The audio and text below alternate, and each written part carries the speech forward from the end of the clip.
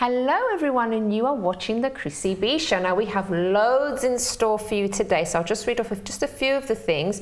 We'll be seeing the video with Jane Rafter, and she's going to be talking about looking good for summer, and I think we all need a bit of that one. We'll also be talking to Rachael Black about setting up her own business in the health and beauty sector.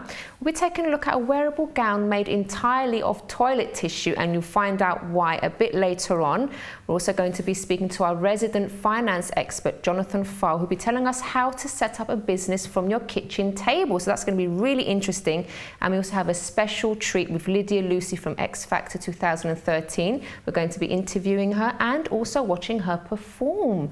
But first of all, we have the news. He's on his own today. We have Pelham-Turner, and he's lost his voice. I've lost my voice as well. So it's going to be a bit of a stretch tonight, but I hope you can hear me well. Yeah, we can hear him, can't we, guys? I'm sure. Good. Well, let's try. Let's try. Let's give it a go, and then if not, we'll just go to a break. Okay. Just cut me off. Cut my head off in my prime. God, I'm trying so hard as well. I know you are. I know. But thank you for coming anyway, even without a voice. Even with this voice, I swear to God. What next? So, starting off with Martina Sharapova, the tennis star. She's gone and bought herself a £700,000 Porsche. Oh, was that all? That's all. All 6'2" of her gets into this Porsche. I swear to God, I never want to stand next to Martina Sharapova, because she'll make me feel like, like a midget. You're pretty tall, actually. I think I'm 6'2", but I got this terrible sort of situation. I think she's even taller. So I was just thinking, walking along the tube this morning, I think I'm getting smaller. I don't know. Everyone seems to be looking taller than me now. Well, they say you do get shorter as you get older. Absolutely. Don't push it. Don't push it. I'm trying my best tonight to feel happy. I'm sorry, and let me not just talk anymore. Feel happy. Oops. So, this amazing story this week about Will Smith's daughter, this young lady who's 13 years of age, Willow. And Willow, would you believe it, keeps 10 snakes in her bedroom that are loose. Some of them loose in her bedroom, some of them poisonous. I suspect this is a method of making sure her father never comes in the room. Oh my gosh, that's Can you imagine terrible. it? Can you imagine it? That's asking for trouble, I'm sorry. Well, that's what I thought. That, can't I? I'm just going to sort of say, can you just sort of, waking up at night and feeling quite warm? A bit constricted. A bit constricted, and all of a sudden there's this boa constrictor's head looking at you. How on earth does she sleep? I've no idea. I mean, you can understand if they're harmless snakes, kind of. Yeah, but some of them apparently are poisonous and some of them are quite dangerous. And they are loose in her bedroom. So... No, I don't think the parents are a little bit irresponsible well, there. I wonder, as I say, never me to sort of judge anyone. Not that I keep snakes in my bedroom.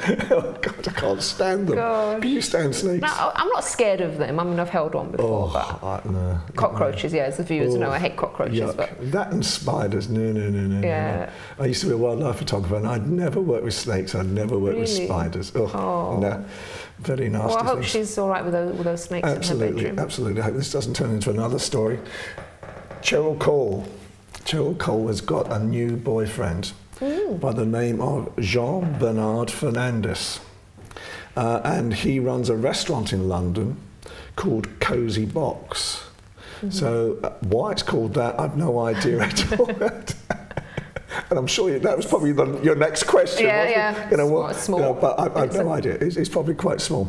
But she's also talking this week about the tattoo that she had on a rather sort of back end of her body, nature. And she's saying that it cost her the same price as a small car. Wow. Now, a small car in Cheryl Cole's terms might have been a £700,000 Porsche. Probably. I wouldn't be surprised. So I have no idea how much this thing has cost, but according to her, it was the same price as a small car. Wow. And that's what she sort of paid for this piece of art. Justin Bieber is back in the news. Raquel surprise. Every week, I get stories thrown at me about Justin Bieber. Whatever next? What else can he do? I think he's done everything. Well, now he's turned to religion, and he apparently has a new friend, stroke girlfriend, apparently, and they go by the name of Selena Gomez, and apparently they go to Bible conventions together now. Was this before or after all the other shenanigans? This is after all the other things that are happening in his life at the moment. So, hopefully he may be seeing the road, to happiness. And let's hope so. Let's hope so. Because he needs some grounding in his life, doesn't he? Bless tell him. me about it. And he needs some rules in his life, and hopefully this might be the starters or something a bit more responsible for him. And now Victoria Beckham. I can't believe this story this week. Victoria Beckham. She now, wherever she goes, she takes her crystals with her. And it's always been said that David has got OCD because he loves to sort of put everything in order, and he can't stand being in a room where, especially in his own house, where everything's not in order. Oh, wow. Allah, Victoria now, because now she has a system, she has a ritual, and before every fashion show that she does, she brings out her crystals, and they have to be in a certain order for her to have a successful fashion show. Oh dear.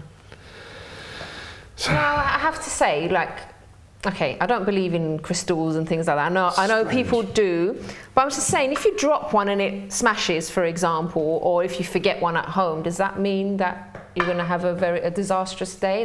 People put too much faith in things, I think, like that. And I think so. So I have certain friends who believe in that and angels and different things, and I never dispel anybody's beliefs. Who am I to sort of do that? But it's great to have faith. It's great to have faith. It's great to have faith in something, but I think when it gets to that point where you're depending on, for example, things for your day to go well, I think that's where it starts to get absolutely.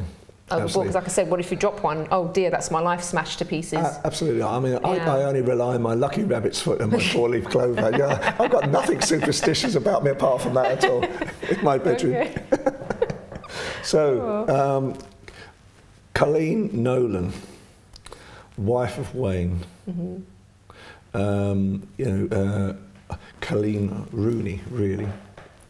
Now is obviously having to look after her husband after this rather strange time that they've all been having in Brazil. But I was watching the other night. Now, I wouldn't say that Colleen is publicity seeking. I would never dare to say that. Never. She wouldn't do that. But on the first night, she's out on the balcony in her new bikini, which just happens to be part of her summer collection, and she's photographed doing that. And she didn't realise she was being photographed. She didn't, of course she didn't, of course, I mean, just sort of standing at the right angle by sheer chance. It was just a wonderful thing to watch. And then, not to sort of take too much attention away from the game, there she was feeding both her babies in the stands with two baby bottles at the same time. I just thought, this is not attention seeking at all. This is not a means for the Colleen, Rooney show, but it's obviously her attempt to watch her husband. Oh, yes, of course. So, anyway, moving swiftly on before I get sued. Okay, Gary Barlow.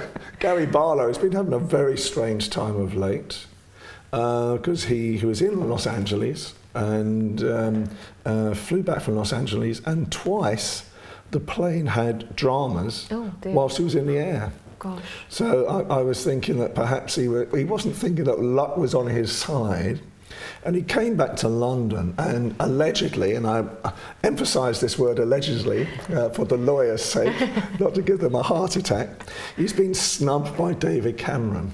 Has he? Because there was a big celebrity do at number 10, which I wasn't invited to, by the way, David. Oh dear. And well, you probably were now. No. And he wasn't asked. And apparently, allegedly, lawyers, the reason was that obviously he's had some tax issues at the moment.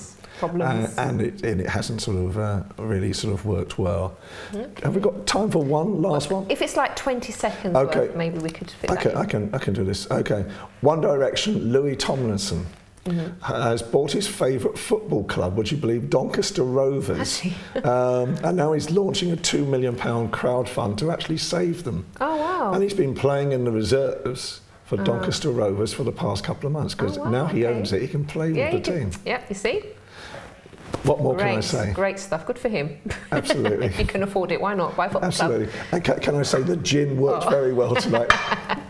Ian, you did so well considering. Thank you so much for coming on. No problem at all. And we'll see, hopefully your voice will be back by next week. Absolutely. If not, you can just nod and Helena can speak for you. Absolutely. We do miss Helena. As always. Yes, true. Yeah, you got to speak quite a lot today. Oh, thank you so much, and we'll see you next week. Okay, so after the break, I'll be speaking to Rachael Black, who set up her own health and beauty business. Do stay tuned.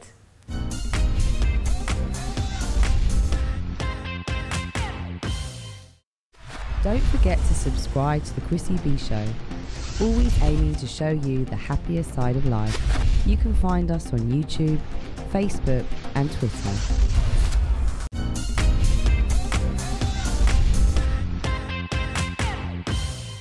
Welcome back. Now, before I speak to my first guest, let's take a look at this video with Jane Rafter on how to look good for the summer.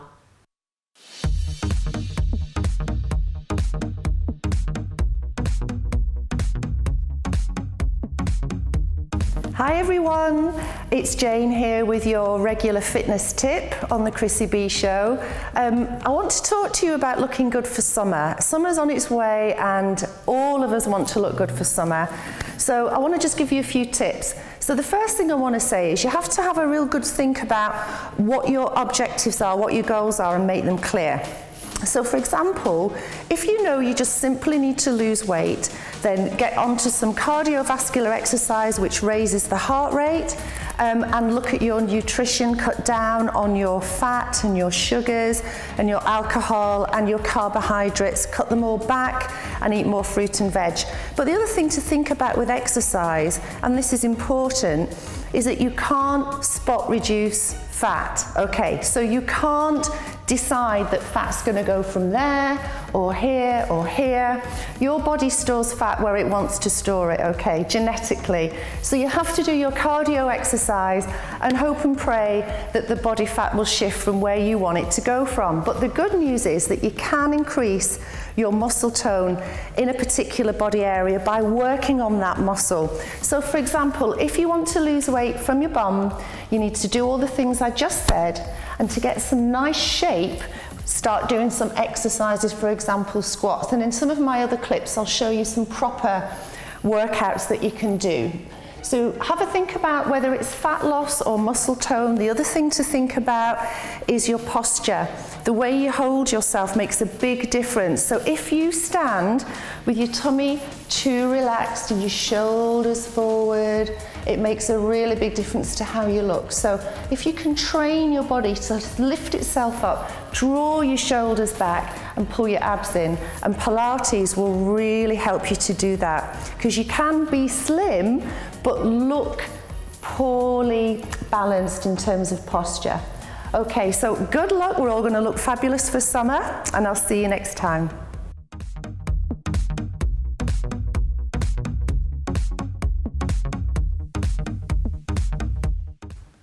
Thank you very much, Jane. So now I'd like to introduce our lovely business lady, Rachael Black. Hello, Hi. Rachael. Hi, how are you doing? I'm very well. How are you? I'm good, thank you. So you're here to tell us all about your business. Yes. But I'd just like to know, first of all, what was it like sort of growing up for you? What did you want to be when you grew up?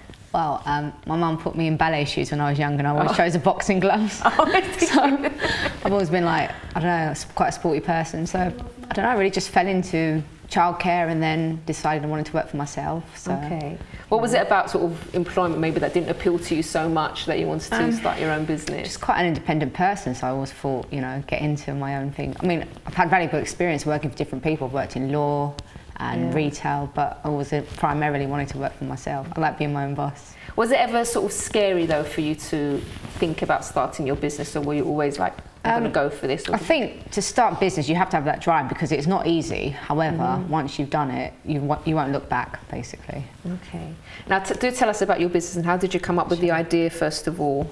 Okay, it's a health and wellness business called New Skin. We're an anti-aging company, and it's not my company. I don't own the company, but I recruit people for it, and we sell anti-aging health and wellness products. We're the only company that's got an age lock technology, which is a device which is called a galvanic spa. And how it works is it releases a galvanic spa technology through your skin. And obviously health and wellness is a massive industry, especially anti-aging. Yeah. There's a lot of women out there that want to love. And men. Oh yeah, even myself, I'm 27 now, but you know, anti-aging is still something you've got to consider at a young age. Yeah, exactly, and men. There's men in this business as well, doing it as a business. Yeah. And, you know, and how's it going for you? What's your role in it? Good. At the moment, I'm selling and promoting it and marketing it. It's a network marketing company, so obviously you have to talk to people, we constantly network and talk to everybody you know that's into health and wellness.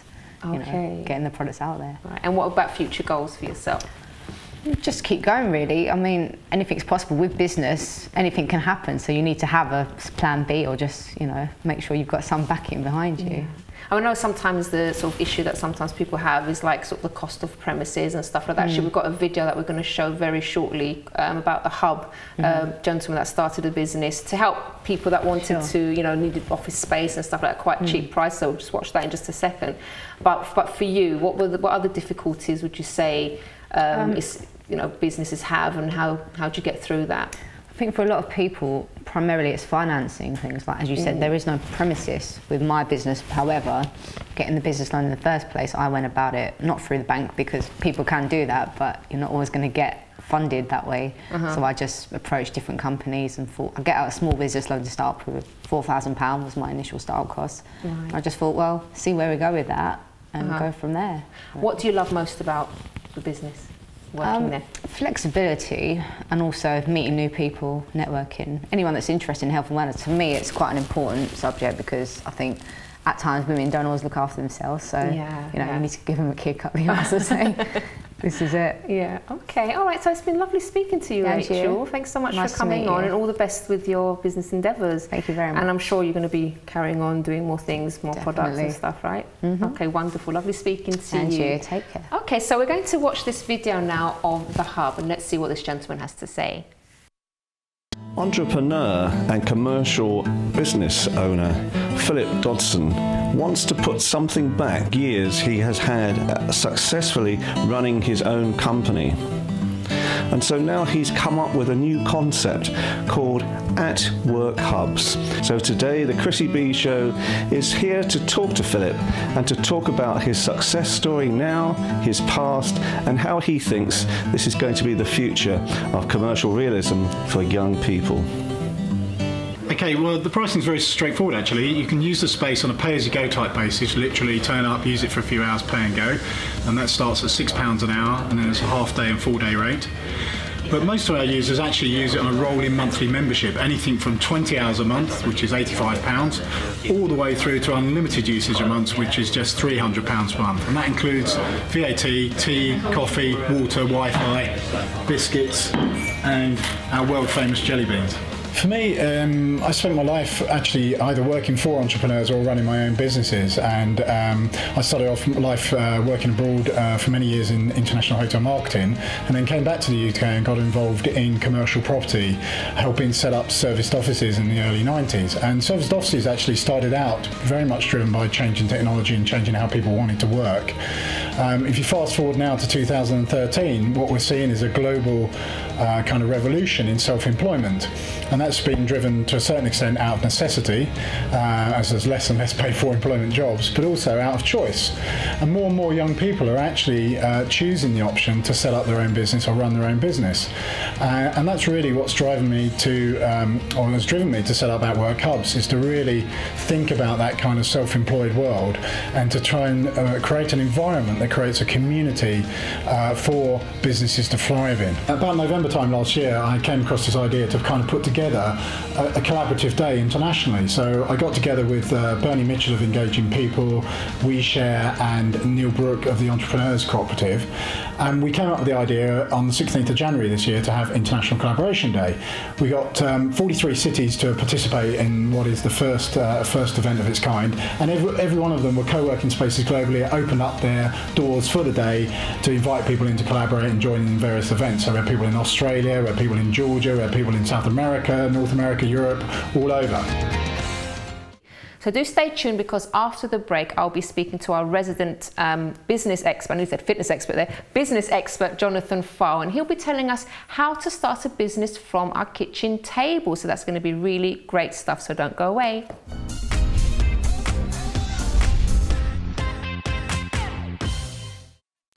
Don't forget to subscribe to the Chrissy B Show, always aiming to show you the happier side of life.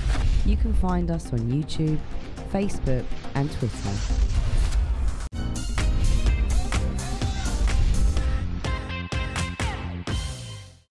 Welcome back. Now let's take a look at this gown made entirely of toilet tissue.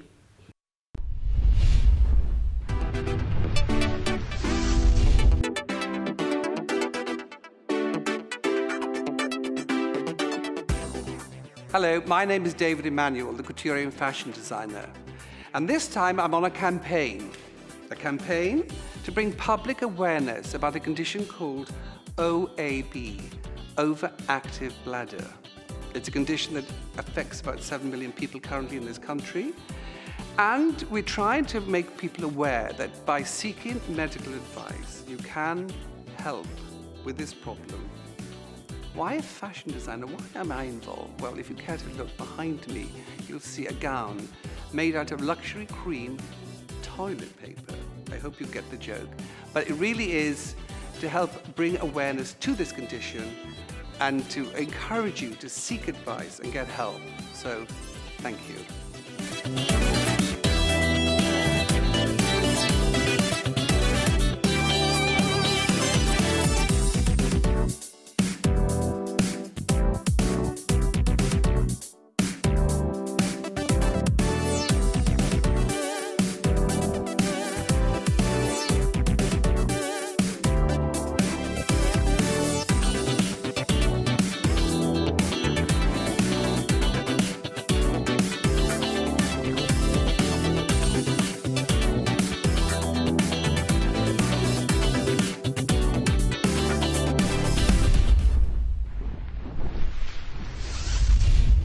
Wow, that was so creative and for a great cause too. Okay, so now I have our resident business expert with us, Jonathan Pfahl, who'll be telling us how to set up a business from our kitchen table. Sounds fascinating, Jonathan. I'm sure it will be. Good to be back. How are you? It's lovely to have you, really well. Excellent. So I know there's a lot of people that have a dream of starting a business, but it seems quite scary because they think they need premises and the costs are going to be huge. But not necessarily, right? Absolutely right. I think that's a big mistake that a lot of startups make, is that the dream and the goal, of course, is to have the beautiful offices to begin with and all the staff to begin with, and that's what we need first to make an impression. But it's actually one of the biggest mistakes that people can make when they do start, because I'm always encouraging people to be lean and mean when they begin. You don't need the flash offices to begin with. What you need first, we're talking about the kitchen table. It can be the kitchen table if it's at home. One thing I also like to say to people is, if you can make the room for it, create a dedicated office workspace inside your house, inside your apartment. So that is, if you are sharing your business life with your home life, which means you are working from home, if you can create a separate area that's purely dedicated, I'm talking even a small desk in the corner to get things going. You don't need a room, necessarily dedicated room, just the You don't. I mean, space. I've got 2 offices myself now, but I still have an office at home, you know. But that's how I started. I started on my kitchen table. Lean and mean, you know, make sure first you've got something that people want. And that's what I mean by proof of concept. Right. You know, there are so many different ways that you can now leverage off technology and other cost-effective ways to, firstly, before spending lots of money in starting a company, to make sure that you've got proof of concept, to make sure that you've got something, a product or a service that people want to buy. Right, okay. So what's the next step then? Okay, so you've got your office space and everything, or space at home, right? So what's the next stage after that? Well, the next stage is to firstly confirm that you've got something that people want. You've got something that people want to buy. And what that is in another way to put it, it's called market research. But I'm not saying to people, you're going to be successful because you've gone onto Google and you found a survey that was once done 3 years ago from someone in your sector who said, oh, the market's this size, it's growing hugely. And a lot of startups, they look at those figures and they think, well, you know, if I can only get 1% of that market, I'm bound to be successful. Now, yes, that's an element of research, but it's not real. It's not real to that individual. It's not real to that business, that brand. So one thing I always say to people is, who is your perfect customer, number one? Who is going to be the individual or the company who is going to be most likely to buy that product or service off you? And really spend the time to think about, who is that person going to be? What do they look like? Where do they hang out? Are they male? Are they female? What age bracket are they in? What other groups would they be already associated with on social networking sites, on business network sites, on offline business networks? And firstly, go and interact with those people. And the best thing you can do as a startup is to firstly build a list of all of those ideal would-be customers and literally contact them coldly, politely, and say, I'm a young entrepreneur, or I'm an entrepreneur with a young business, and I'm looking to start an idea, I'm looking to start a new company, and I think it could be ideal for you, but I would love to take you for a cup of coffee just to get your thoughts and your views on whether you think this is a great business or something that you'd be interested in. And that's how I started my company originally, my first business 7 years ago. I built a list of 1,100 perfect customers and I invited them all to a big event. And that's what I said, I'm a young entrepreneur, I've got an idea that I think could work for you, but I'm not here to sell to you to begin with. I'm looking to get you to an event, enjoy the networks and enjoy the drinks, enjoy the other people you're going to meet, but I want you guys to tell me if you think this is any good. And 120 of them showed up. Oh, wow. And at the end of that, I left with 67 paying customers within 6 months. So, but I had the proof, I had the evidence to me, and it cost me very little because I got the venue for free and the wine from Tesco. But now, won't some people be worried about contacting all these people and then someone stealing their idea? What do they have to do before that? Look, it comes up a lot, and when it comes to the protection of and stealing one's idea, if you are selling a product or service to a specific type of individual or another business, I mean, 80% of businesses in the UK sell a service. Only 20% of companies in the UK actually sell a tangible product. Myself, and 80% of the other businesses in the UK, we sell a service, an expertise, something that's intangible.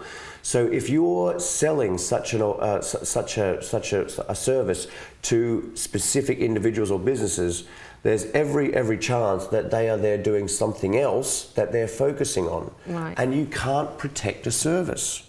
You can't have that protection. It's very difficult to have a patent over a service. So my view is, unless you are developing the next unique invention or something that is an actual tangible product, trying to spend a lot of time and money up front to protect it, it's not worth it. It's not worth it because you're either going to have someone copy you, which is a great thing because it means that it's a great idea. It's doing very well. But if it's a service, it's intangible anyway. So if you wanted to take these people to court and pursue it, the chances of being successful are very Don't bother, slim. just excel basically at what you're best at then. Absolutely. I mean, one of the things I said in my in one of the slides is focus on your passion. You know, that's the most important thing. If you're starting something from scratch, and you're in that lonely place by yourself doing this from a you know, from your kitchen table or from a small desk in your office. It's got to be something that you're passionate about to begin with, because that's what's going to give you that time and dedication to make it happen. All right, now we've got, I think, a couple of minutes left. Can we cover the rest of it in a couple of minutes, Jonathan? Absolutely. Go ahead then. Well, Let's try. One of the other key questions that people ask is, you know, it sounds great, I've got a passion, I'm working from home, but I still need some money to start my company. I need money, I need funding to build the website, to go out and do some marketing, to get things launched. Where do I get the startup funding from? Now, the traditional methods that we of course hear about is friends and family, right? So going around cap in hand and asking parents, cousins, uncles, friends to find that funding. It can work for some people, but often it can, the whole issue we've heard of mixing business with pleasure, and sometimes isn't it, and it does have its issues going forward. The second option you hear, of course, is the bank. Go to the bank and get a loan, but the reality is that unless you have security against it, it can be difficult to get. So one of the other and newest opportunities that have just come have been what we call startup loans. And these are specific loans which are backed by the government to provide startup capital and mentoring, which is covered by the government too, to give startups not just the funding they need, I mean up to £10,000 startup capital, but also superb mentoring to grow their businesses going forward too. Yeah. Oh wow, that's fantastic. And that's what we do, so it's fantastic. It's really good fun. That's really good. Jonathan, I can't believe we've run out of time already. It flew. But you will be on again after your business trip, because he's jetting off somewhere very soon, aren't you? So I am. So yes, after that, we've got loads more to talk about, and I'm really excited to have you on the show because I know the viewers are definitely going to benefit from it. I always enjoy it. Thank you so much. Thank you so much. Cheers. Okay, so do stay tuned because afterwards we have a special treat for you.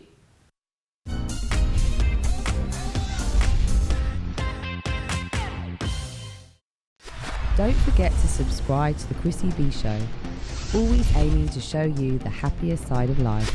You can find us on YouTube, Facebook and Twitter.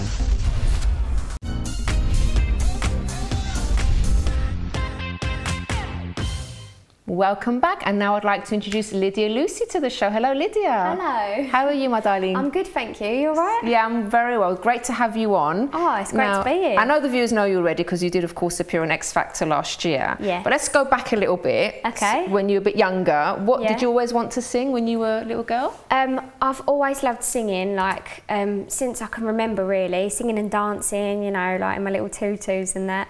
Yeah. But my brother used to do quite a lot of competitions when he was young, and I said to my mum one day, I was like, oh mum, I really want to do one, and I did it, and I was terrible. Like, I can't explain to you. And my mum was like, you're never doing that again. That was so embarrassing, Lyd. And I was like, oh no. I was like, please mum, I really want to sing. So, you know, then she kind of trained me. I mean, she can't sing herself, but... Oh, that's interesting. But yeah, she kind of, she trained me, yeah, and my brother. So that's kind of where it all started. Okay, and how did you end up on XFactor? How did that go? Well, that's another thing. My brother was on the XFactor in 2012, and he was in a band called Times Red. So obviously it inspired me. I was so supportive. I went along all the time. I was watching them all the time. There was one of the wild cards, and I just remember going along and thinking, I really want to be here. I really want to be on the stage singing as well. How old were you at that time? I think I was about maybe 17, 18. Okay, so you're already old enough to apply then? Yeah, I was already old enough to apply, but I was just obviously supportive of him. Yeah. And I knew he'd entered, and I thought, oh, you know, we can't both enter sort of thing. So, well, we could have, but we didn't. And watching him go through it all, I was just like, I just want to be there as well. I was like, I need to be there with him. So I applied the following year, and that's what happened. Wow. And I do remember watching your audition, actually. Was it really nerve-wracking for you? Do you know what, I don't get nervous. I'm not a nervous person. Really? But I was so nervous. Like, I can't explain to her. I was like, Mum, don't talk to me. She was like, Lyd. I was like, oh my God, I'm so nervous. But after the first audition, I think it was just more excitement. I just really wanted to... I just really wanted to go further in the competition. I mean, you had a brilliant response from the crowd there, didn't you? Yeah, it was amazing. Like Wembley Arena, it was fantastic. I think it was one of the best moments ever. So, oh, wow. And what was the whole experience like on XFactor for you? The whole experience overall was amazing. I loved every second of being on the show, and, you know, meeting so many amazing people. I've made so many friends, and the experience has just been such a great platform. I've done so much since, and it's been amazing. Tell us about some of the stuff you've done. I've done like loads of gigs. I got a modelling contract for Lipsy, which was amazing. I was modelling with like a 6-foot model. I was like, oh, hi. But yeah, it was so good.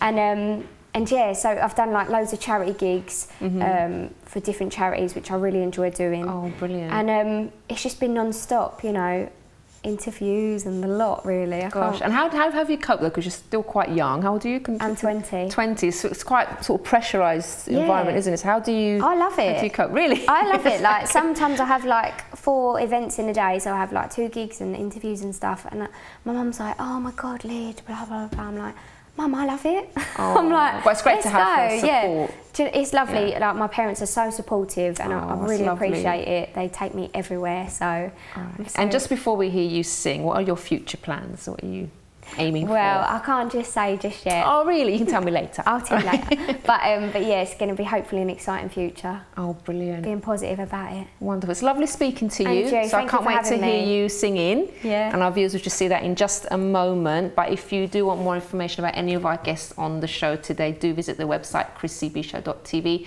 And also, if you have a success story that you'd like to share, you can email me on chris@chrissybshow.tv. So Lydia's going to get ready, and we'll be watching her after this. Minha amiga Helena, ela é portuguesa do Portugal, mas ela sabe Brazilian food. We are so ready to tuck in right now, aren't we? I wish you were here just to feel the smell of this food. Wonderful. You smell the smell of food, you don't feel the smell of food. Oh my goodness. And there we have it. Inspiring women comes in all forms, in all shapes, in all walks of life. And there we have it. Inspiring women come from all... And there we have it, Chrissy. Inspiring women can be ordinary, simple, family members, or well-known public... Bleh.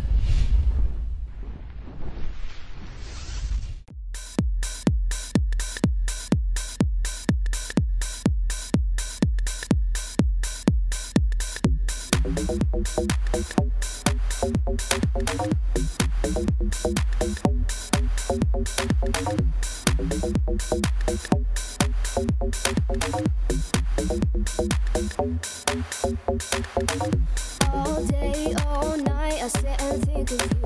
I sit and think of you and what I'm gonna do. All day, all night, I sit and think of you. I know you want me to, you really want me to. All the things that you do, they really get to me. They really get to me. They really get to me. All the things that you do, you know they get to me. You know they get to me. You're playing a game just to get satisfaction. All that I know is I'm part of the action, but I know you do it to get a reaction. Cause I know you like me, I know you like me, I know you like me, like me. I never wanted anything quite so much. I never wanted anyone to feel my touch. I never wanted anyone, but I've got a crush on you, a crush on you. I know you want me to. I never wanted anything quite so much. I never wanted anyone to feel my touch. I never wanted anyone, but I've got a crush on you, a crush on you. I know you want me to. I know you want me to. I know you want me to. I know you want me to. Want me to. All the things that you say that make me wanna play. They make me wanna play. They make me wanna play. All the things that you say that make me wanna play. They make me wanna play. Wanna play. All the things that you do that really get to me. You know they get to me. You know they get to me. All the things that you do that really get to me. You know they get to me. Get to me. reaction. All that I know is I'm part of the action, but I know you do it to get a reaction. Cause I know you like me, I know you like me, I know you like me, like me. I never wanted anything quite so much. I never wanted anyone to feel my touch. I never wanted anyone, but I've got a crush on you, a crush on you. I know you want me to. I never wanted anything quite so much. I never wanted anyone to feel my touch. I never wanted anyone, but I've got a crush on you, a crush on you. I know you want me to. I know you want me to. I know you want me to. I know you want me to. Oh, oh. I know you want me to. Never wanted anything quite so much. Yeah, quite so much. I never wanted anyone to feel my touch. Never wanted anyone, but I've got a crush on you, a crush on you. I know you want me to. Never wanted anything quite so much. Yeah, quite so much. Never wanted anyone to feel my touch. Never wanted anyone, but I've got a crush on you, a crush on you. I know you want me to. Never wanted anything quite so much. Yeah, quite so much. I never wanted anyone to feel my touch. Never wanted anyone, but I've got a crush on you, a crush on you. I know you want me to.